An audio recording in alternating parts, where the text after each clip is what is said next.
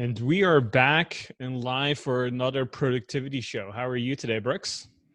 I'm great. It's a little cold here in Vancouver, so I got the hoodie on, the recording hoodie on. But other than that, everything's great.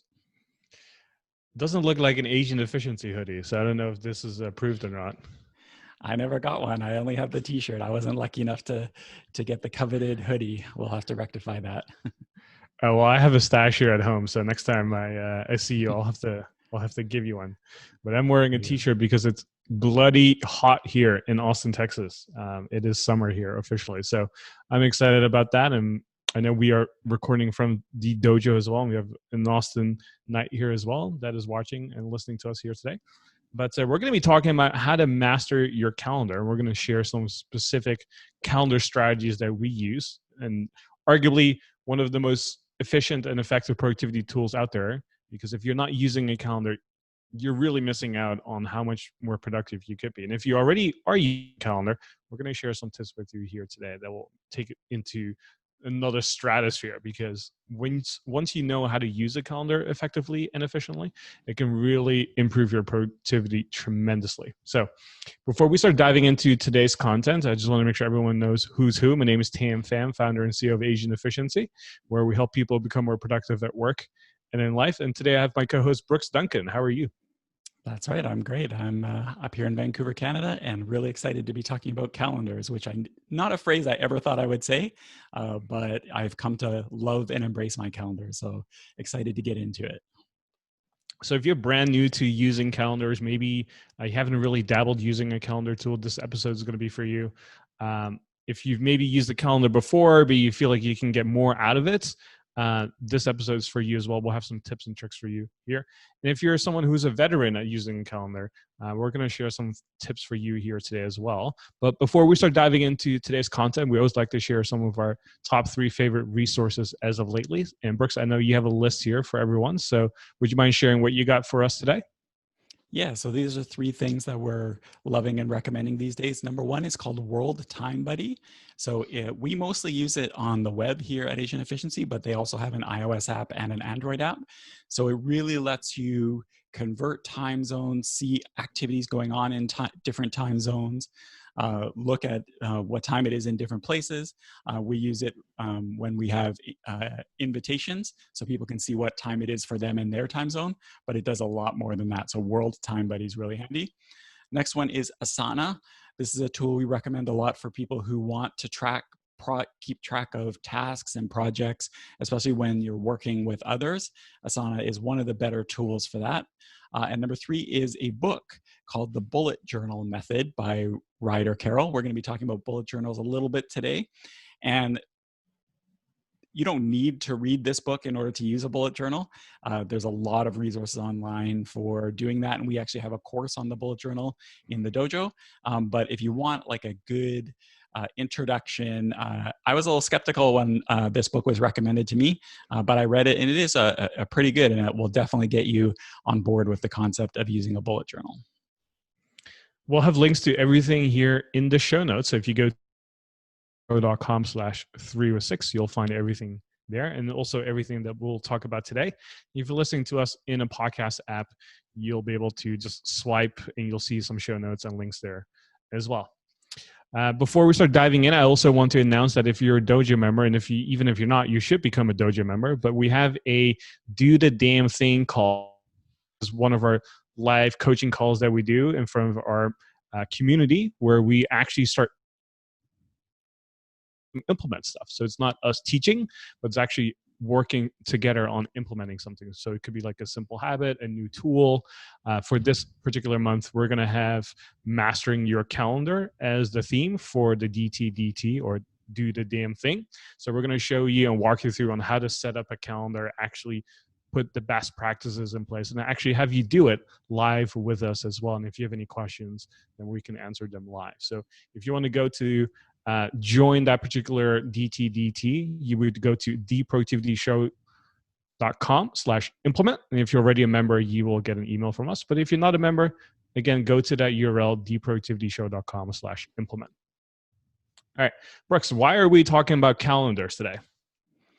Well, here's one thing that I've definitely learned from working with people here at AE and other people I talk to.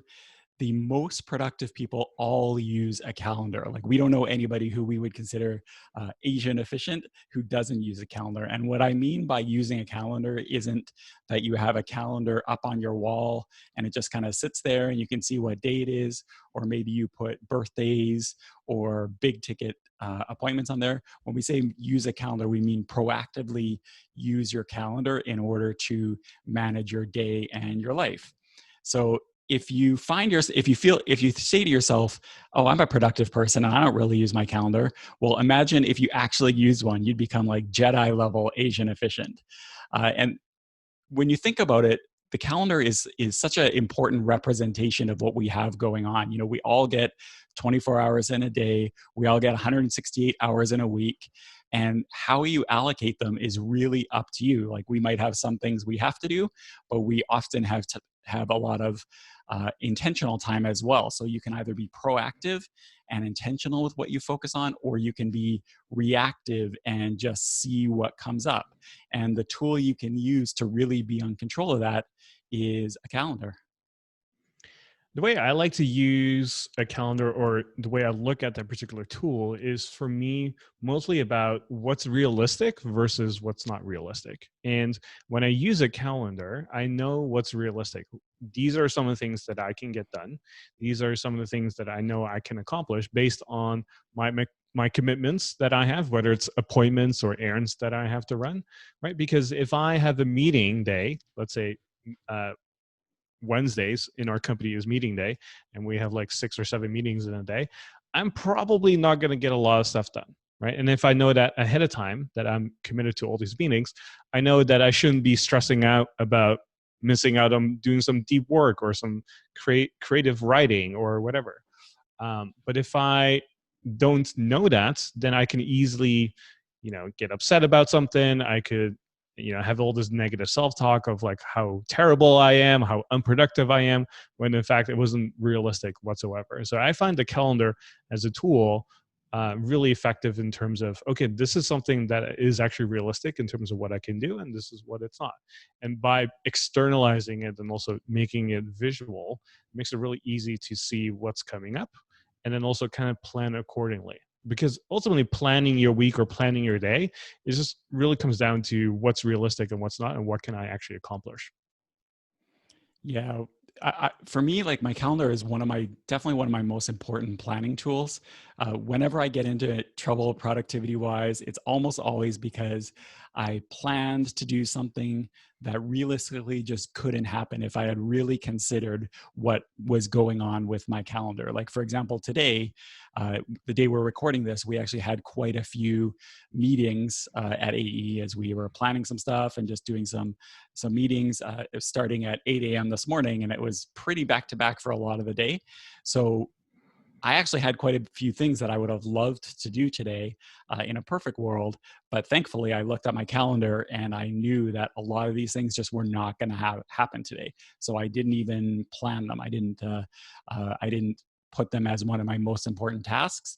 I planned to do it maybe tomorrow or Friday or the next day, because I just knew, looking at my calendar today, that it wasn't going to happen. And anytime, like I said, I've gotten into trouble productivity wise, is because I didn't do that and I didn't use my calendar as a base. So we have 3 tips for you here today to master your calendar. So if you're brand new, intermediate, and advanced, we have some stuff for you here today. And I'm going to share a tip with you that I've never shared anywhere else before. So you're in store for some really Jedi Asian efficiency tips here today. So the first tip is to pick the type of calendar you want to use. Now, you have digital calendars. Most of us are probably familiar with that, right? And if you've been following us for a while, you know some of our favorite apps for that. But we also have paper calendars. We have wall calendars as well. And one of the first decisions you have to make is, what medium or what type of calendar are you going to use? Are you going to be a digital person, man or woman? Are you going to be an analog or paper person? Or are you going to be a hybrid version? You're going to use both digital and paper. And I wouldn't say that there's like one is better than the other necessarily. Everyone's lifestyle, circumstances, how you work is a little different, but there's certain advantages and disadvantages to each and every one of them. Brooks, what kind of person are you? So I would have always said that I'm a digital person. Like I've just never been an analog calendar person. As long as I've been intentional with my calendar, it's always been digital. Um, However, in the last little while, I would say I've gone a bit more on the hybrid side. By hybrid, we mean you use a digital calendar, but you also use an analog calendar of some sort, either as a equal or as some sort of supplement. So for myself, I use a digital calendar primarily, but then we have an analog family calendar. How about you? Are you team digital or team paper? I'm team digital 99% of the way, and then the 1% is for analog or paper because I have you can kind of see it on screen, a New Year paper calendar where I put some of my milestones on. And then sometimes I'll use my whiteboard as a way to kind of like plan my day a little bit and then also plan my week a little bit as well, to jot some notes down and ideas of just stuff I need to be aware of. So, for example, if I need to pick up dry cleaning, for example, I wouldn't necessarily pick that up on my digital calendar sometimes because I have flexibility in terms of whether I pick it up on a Wednesday, Thursday, or Friday. So I wouldn't allocate that specifically on my calendar, but I'll write it down on my whiteboard and say, hey, Tan, you need to pick this up, right? And so that's how I kind of like become the 1% of not being digital. So what are some of the advantages, Brooks, for using a paper or analog calendar? Yeah, it's funny. Even though I don't use an analog calendar in general, I can definitely see the appeal. So what some people find is like just the act of using a pen or a stylus or something to jot down calendar events on a paper calendar. It just helps remember appointments, reminders, to-do list items. It just kind of like submits it more in memory. So sometimes you don't even necessarily need to as much go and consult your calendar because the physical act of writing it down has helped you be on top of it. Some people find that just the having a nice paper calendar just helps them see everything at a glance. That's one benefit of that New Year calendar that you have on the wall, and I use one too. Forgot to mention that. Just being able to see the year in one glance can be really helpful for those big rock items. You're not going to put every single thing on that type of calendar, but even for planning people's week, they like many people like being able to see the week at a glance, which you can kind of do in digital, but it's not quite the same. Also, what an appeal that I definitely see is this concept of less time on screens. So the more time you have away from digital and screens, the less distractions there are. So a lot of people, especially in times like right now, which are kind of crazy, they're actually finding a lot of benefit and solace from getting away from that screen and just more slowly at planning things out and writing things down on paper. This is one of the reasons I mentioned the bullet journal earlier. I know a number of people who are kind of switching to the bullet journal method right now because they find solace in the slower working with paper. And if you are interested in the bullet journal, Tan mentioned the dojo earlier, we have a great course that helps you get started on the bullet journal in the dojo. So a lot of people have really liked that one. How about you, Tan? For digital, like what do you see since you're 99% digital, like you said, what do you see as the advantages of digital calendaring? I think there are a lot of them. Personally, I find it much faster. So entering stuff on my calendar digitally, whether it's on my computer or iPhone or tablet, is super fast, right? And especially with natural language, meaning you could type in, I have a meeting at 3 p.m. with Brooks Duncan. I can literally just type that in and it will be on my calendar at 3 p.m. With Brooks Duncan. Right. So that makes it really easy and really fast. And most calendar apps nowadays have that natural language processing. So if you're not aware of that, just try it out right now in your calendar app and you'll be surprised what you can do and what you can get away with. So I found that really convenient. The other thing is when I'm collaborating with other people, I can quickly add them to the calendar events. And so by adding other people, they become aware of it, and it becomes a very collaborative effort that way. So it could be with your clients, it could be with internal team members, it could be outside people, meaning outside of your organization, or even family members, and getting them involved in planning something that way makes it really fun and easy as well, right? So you could do a group outing with your team members, you could do a family day somewhere and put it all on your digital calendar as well. And the family members don't have to be in the same household, it could be in different areas, right? So digital in that sense has a lot of benefits. And then also when I'm planning, I find that being able to scroll around my months and weeks ahead of time allows me to kind of forecast a little bit what's going on and when stuff is happening. And because you can color code stuff as well, which we'll talk about later, it makes things a little easier to kind of see like where things are at. And one of the newer things that I've implemented over the last few months is now some of my calendar events have emojis as prefixes. So, for example, if I'm doing a podcast, right, whether it's internally or externally, meaning I'm appearing on someone else's podcast, I will have this like microphone emoji at the beginning of the name of the calendar events.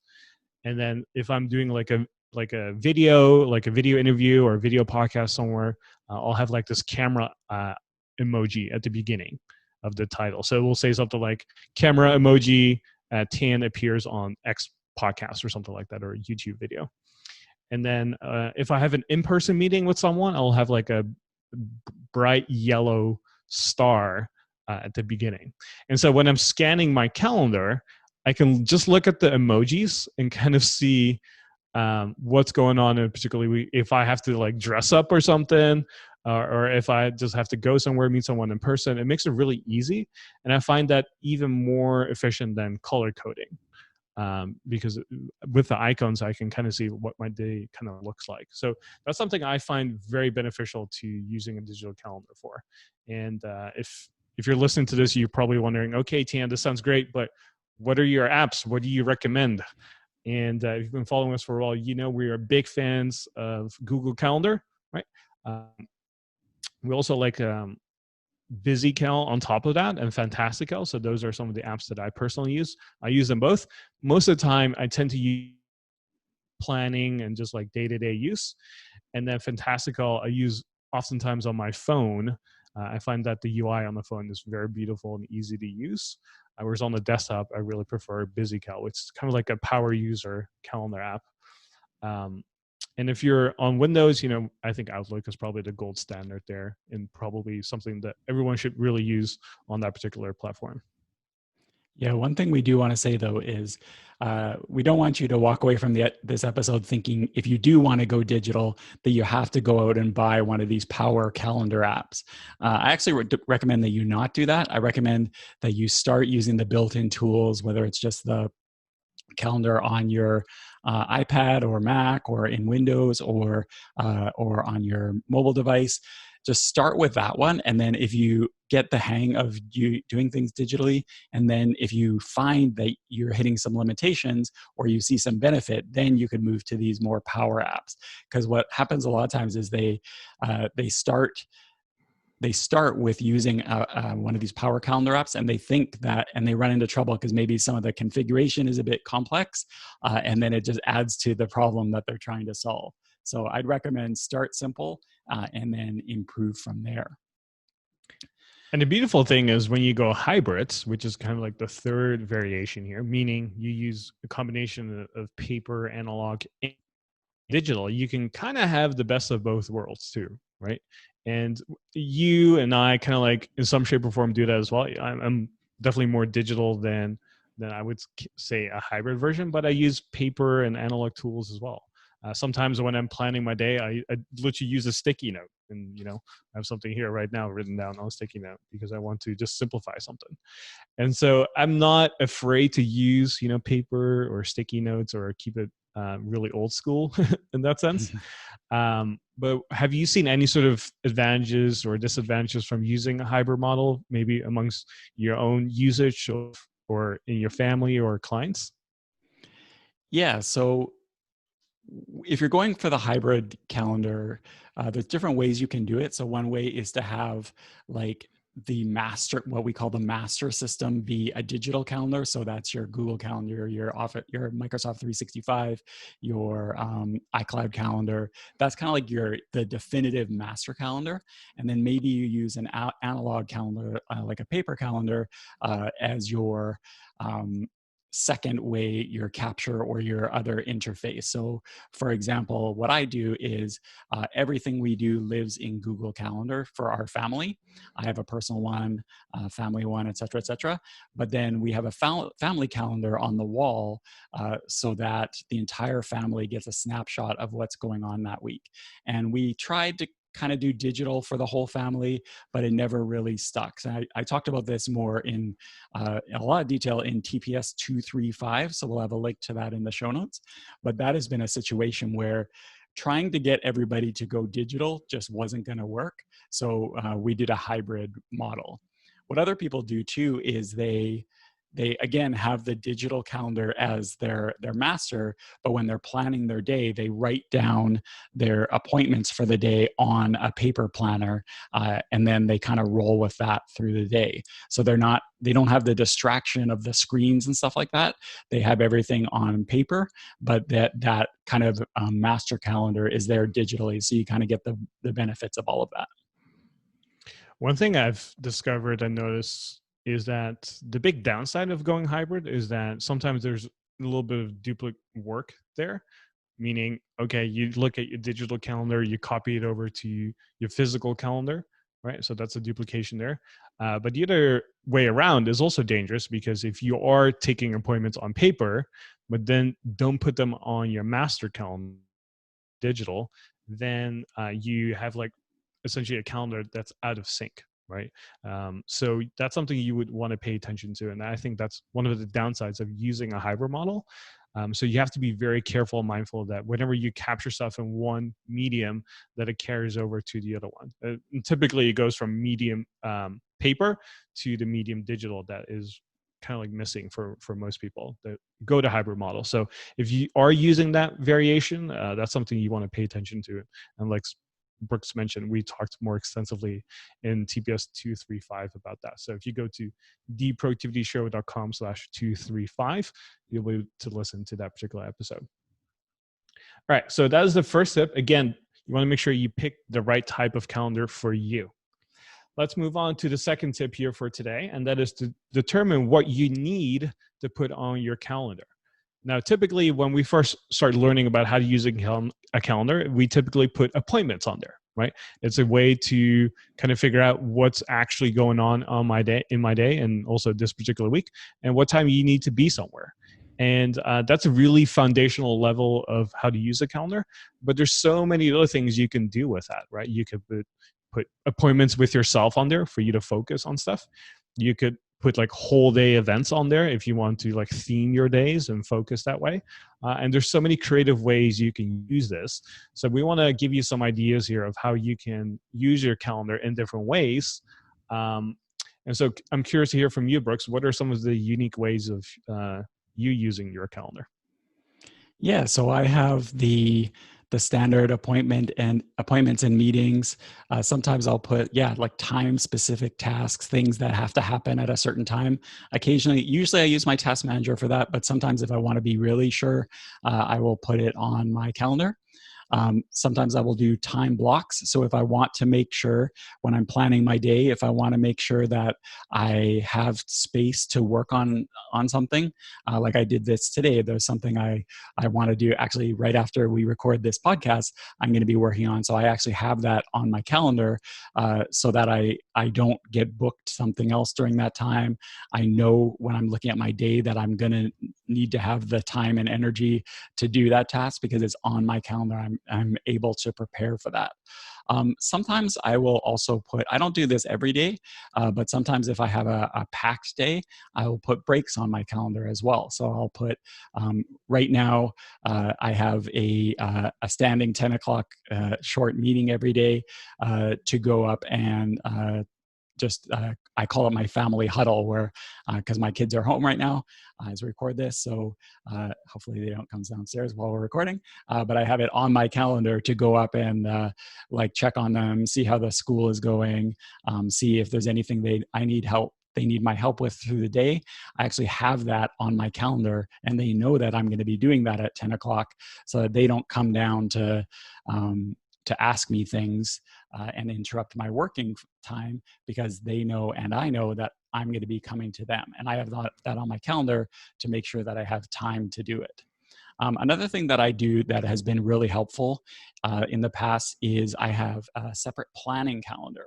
So when my wife and I are planning out, say, as an example, we're planning the summer vacation, and we are maybe planning some trips, and we're planning camps and activities that we're going to put the kids into throughout the summer. We have a separate calendar for that, and then it just helps us sit down with the iPad and just block it out on the calendar in big blocks, and that helps us plan this big picture planning. We're not going to get into the specifics, but then we know we've got our summer mapped out just using that separate calendar. So yeah, those are some of the things that I do, and it's worked out really well for me.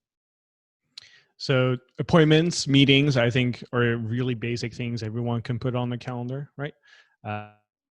Time specific tasks. So for example, um, let's say that you have to call the bank, and typically you know that the bank is not as busy, or the customer service line is not as busy at a particular day and a particular time. That would be a great thing to put on your calendar as well, to say, hey, I'm going to call the bank at 1 o'clock because typically it's not that busy around that time, right? So that's something that you can do as well. um, Something we've talked about plenty of times on a podcast is putting focus blocks or time blocks on your calendar. So you're in a way making appointments with yourself to say, hey, I'm going to focus and be creative at this particular day. Right. So for example, for me, I know that typically I do most of my writing between 8 and 10 a.m. in the mornings on Monday and Tuesday.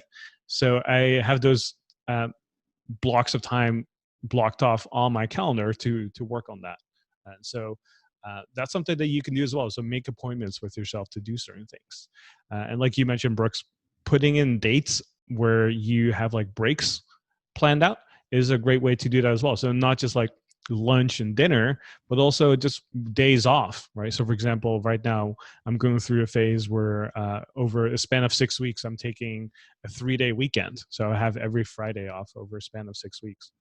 And that's something I kind of pre-planned ahead of time, because I was looking for ways to kind of like take more of a break and kind of relax and focus on self-care and start doing other things that I need to do. So those are some of the things you want to consider. And personally, what I always like to do is anything that is time sensitive, meaning it has a time associated with that, always goes on my calendar. But a deadline typically does not move to my calendar. It is typically in my task manager. So for example, if I have to submit a newsletter by Wednesday, then I will have that in my OmniFocus, my task manager, to have a field that says deadline is Wednesday. So it's actually not on my calendar, right? So again, my calendar, when you look at it, it's typically time sensitive stuff. Other creative ways I put stuff on there is, for example, I work out a lot and I work with a nutritionist. And sometimes for a span of a certain week, I certain caloric deficit or caloric surplus. So I might I count my macros, so I know how many calories I eat on a specific day. And so on my calendar, sometimes I will put in, hey, this is the week I started eating, let's say 2,500 calories a day or something like that, right? So when I can review my calendar, I can kind of look back and see, oh, wow, Tan was eating 2,500 calories on that specific day and time or for that particular week. Same thing, the flip side of that is some days I'll be fasting and I'll put that on my calendar as well. So this is like a whole day event, but it's not marked as busy, right? So people can still book meetings with me if they wanted to. But internally, for me, I can see that, oh, I'm planning to fast that particular day, to do like a 24-hour fast, or oftentimes I try to shoot for 36 hours. And so there's some other ways to kind of like be creative with your calendar.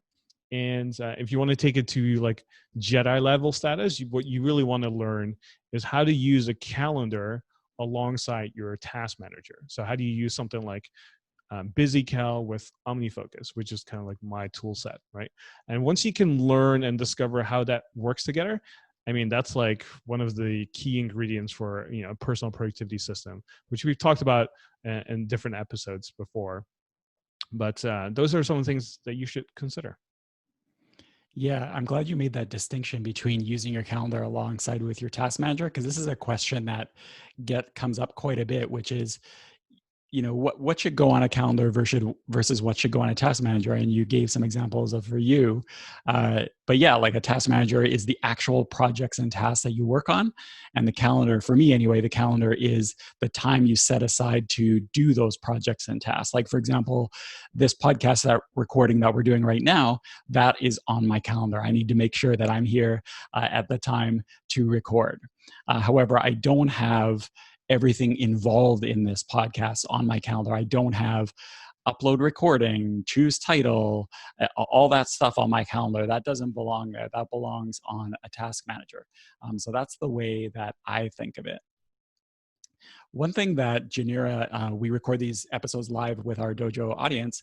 One thing Janira brought up a great point, which is if you are in a leadership position at your company, if you have team members and you have staff, this can be a good opportunity to model good calendar behavior for your team as well. Like, and the way it came up, as Janira mentioned, she calls herself a calendar autocrat, where she insists her team keeps up their calendars, even though for them it doesn't seem important.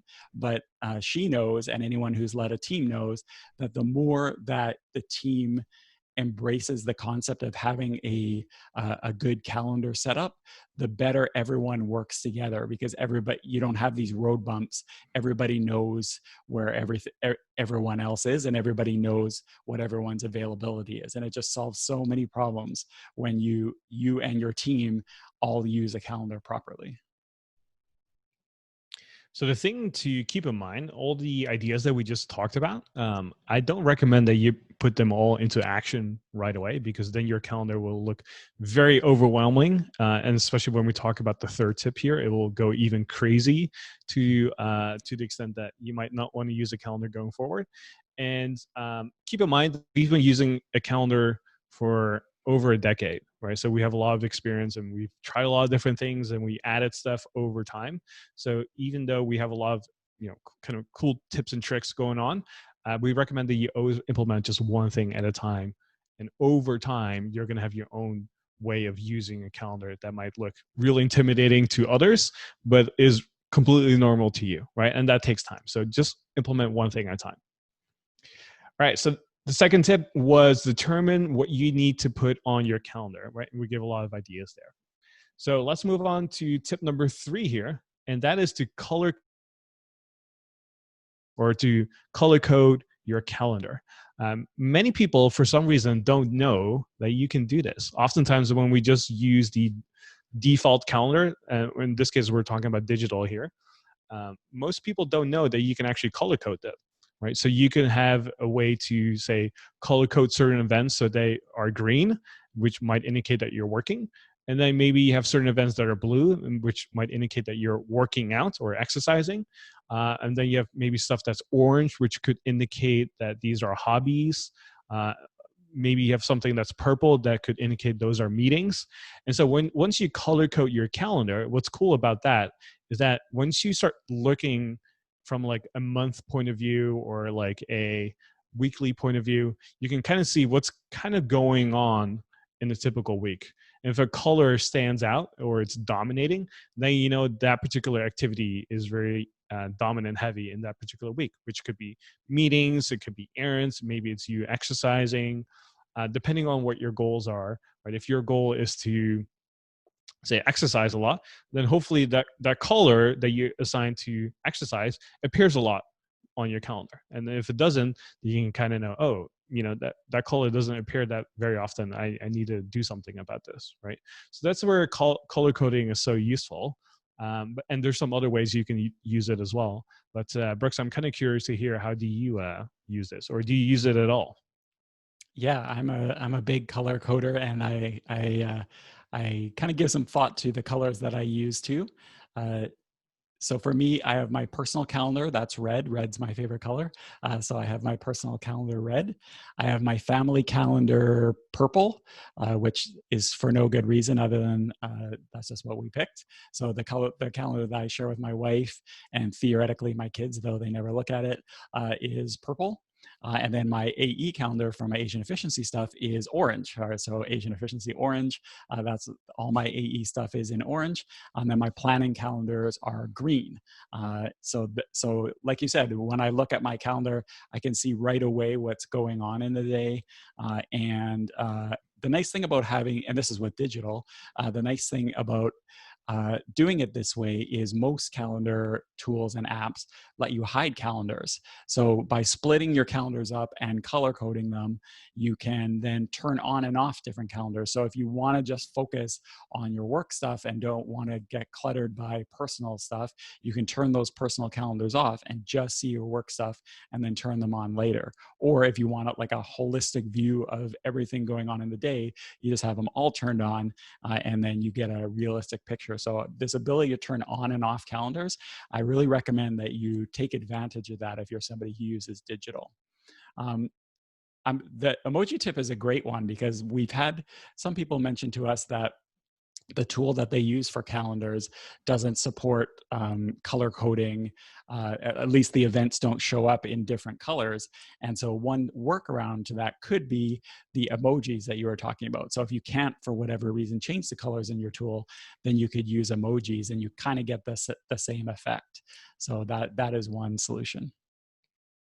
Yeah, personally, I didn't put too much thought behind my colors. But for those who are listening here, there's lots of different types of events, right? We kind of talked about that in the last tip. So you could have stuff like workouts, breaks, when you're eating, when you're working, or when you're focusing or being creative. It could be certain rituals, it could be calls and meetings. Like all of these could have their own color. Right? You have to kind of determine what color you give to each. My recommendation is to avoid shades as much as possible. So if you like blue, don't do different shades of blue. That's really confusing and not very productive either.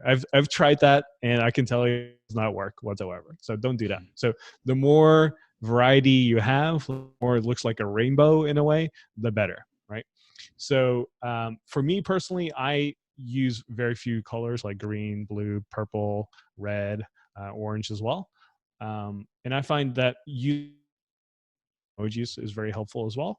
And like you mentioned, Brooks, if you can't color code, using emojis as a prefix at the beginning might be like a workaround for you in that sense, right? And ever since you kind of shared that keyboard shortcut with me to pull out those emojis, it made my life so much easier. So it's a control command spacebar on the Mac at least, of being able to pull out those emojis. So if you're using a Mac, again, control command spacebar, it will pull out the emoji keyboard. Any other benefits from using color coding that you've seen or experienced, or maybe a use case that you like to share? Well, one thing is you talked about this a little bit, but when you color code your calendar and being able to see what's going on visually, you just kind of get in this headspace to know uh, I'm going to have a really high mental energy day, or I am going to have a more easy day, and it just lets you get in that mind space before you even sit down and plan your day. You're already in a headspace of knowing what's going to happen, and I find that really helpful. If you are like, man, I really need to color code my calendars, but I don't know how to do this. Good thing is that we have a course inside the dojo that will show you how to do that. We'll actually show you step by step how to set it up as well. And also we'll show you how to color code your calendar with different examples. So if you're a dojo member, go check out that course. Just search for the calendar course. And if you're not a dojo member, you can join by going to theproductivityshow.com/dojo.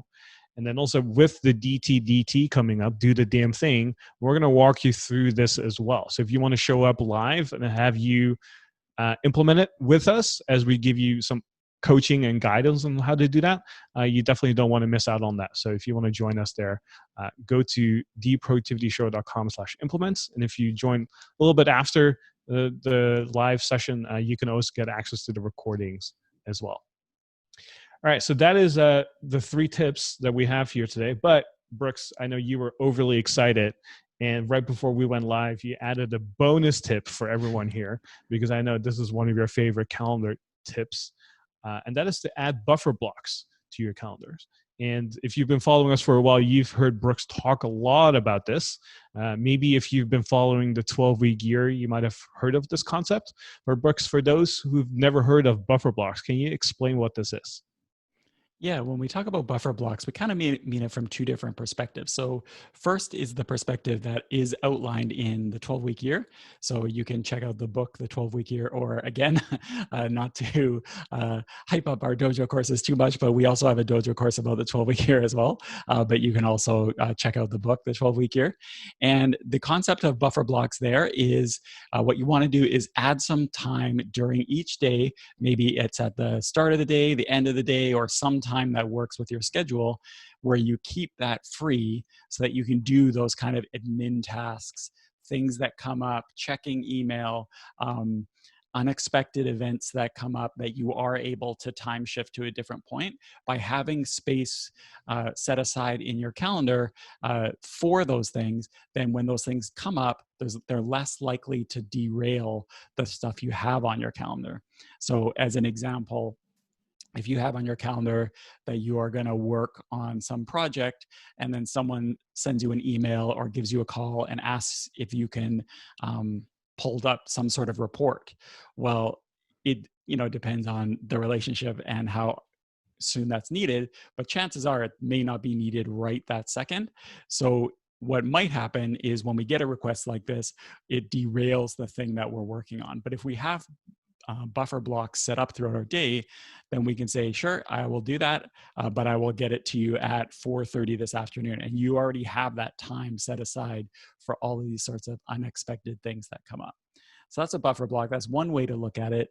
And number 2 is by just making sure, and some calendar booking tools will let you set this automatically, that you have some space between meetings in order to handle rests, snack, and also follow-ups. Like I know somebody, actually we talked about it, Erin Chase, I'll pull up the episode number from the $5 dinner. She was on the productivity show, and she says what she does is when she books a meeting, she always tacks on, say, 20 minutes to half an hour after each meeting, so that she can do those follow-ups right away after each meeting.